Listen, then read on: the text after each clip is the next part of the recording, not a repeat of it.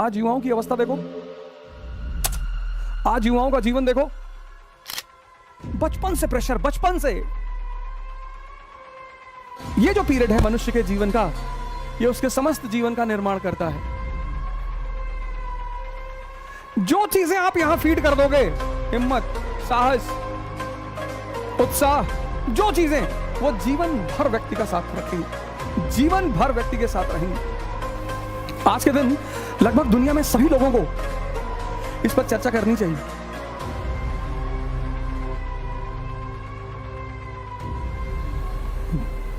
जय हिंद फ्रेंड्स।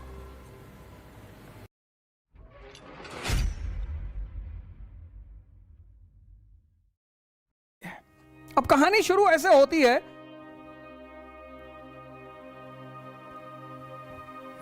कृष्ण शैशव अवस्था, कान्हा, बड़ा इंपॉर्टेंट है, इनके नाम भी बड़ा इंपॉर्टेंट। कान्हा,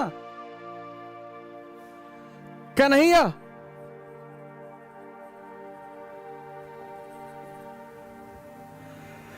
कृष्ण,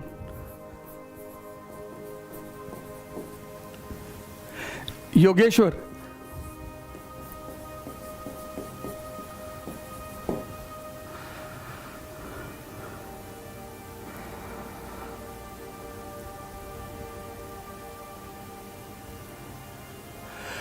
कान्हा आदर्श बाल्य अवस्था, चाइल्डहुड,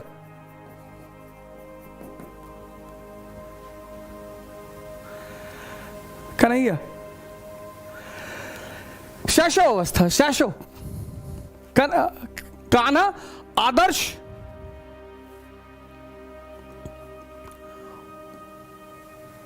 शैशव अवस्था, इन्फेंट पीरियड, आदर्श चाइल्डहुड, बाल्य अवस्था, कृष्णा आदर्श युवा अवस्था,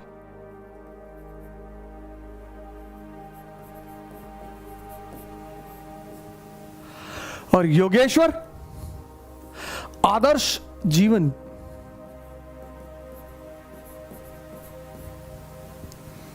आज के दिन लगभग दुनिया में सभी लोगों को इस पर चर्चा करनी चाहिए। आज आप देखो हमारे घरों में बचपन से प्रेशर, बचपन से। महाभारत सीरियल है, कृष्ण के ऊपर सीरियल है। आज तो किसी को पढ़ने की जरूरत ही नहीं, इतने सारे सीरियल हैं। आप कृष्ण की इन्फेंट अवस्था देखो, आप कृष्ण की बाल्य अवस्था देखो। ये जो पीरियड है मनुष्य के जीवन का, ये उसके समस्त जीवन का निर्माण करता है। जो चीजें आप यहां फीड कर दोगे, हिम्मत, साहस, उत्साह, जो चीजें, वो जीवन भर व्यक्ति का साथ रखेंगी, जीवन भर व्यक्ति के साथ रहेंगी। आज हमारे बड़े सारे पेरेंट्स सोचते हैं कि हम बच्चों को डरा कर अपने काम करा लेंगे। बिल्कुल करा लेंगे। आप बच्चों को धमका कर अपने काम करा लेंगे, एकदम करा लेंगे। लेकिन सर वो मन यहां तक पहुंचते पहुंचते इतना कमजोर हो जाएगा। आज युवाओं की अवस्था देखो, आज युवाओं का जीवन देखो।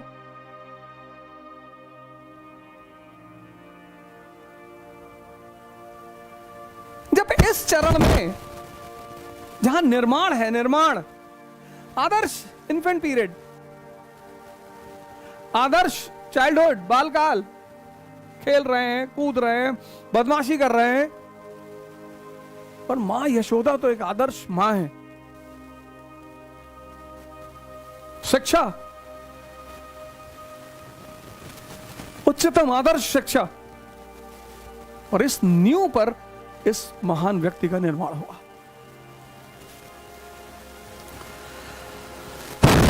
अब ये सारी कहानी समझने के लिए, ये सारी कहानी जानने के लिए, इन सूत्रों को जानने के लिए बड़ी सारी, भगवत गीता तो भगवान कृष्ण ने खुद ही कही, उसके न जाने कितने रूप, न जाने कितनी कमेंट्रियां पड़ी हुई है बाहर।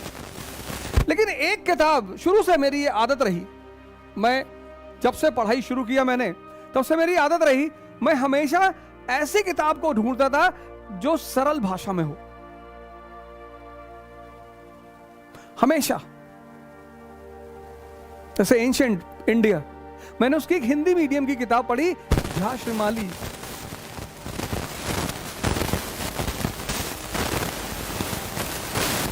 हमारे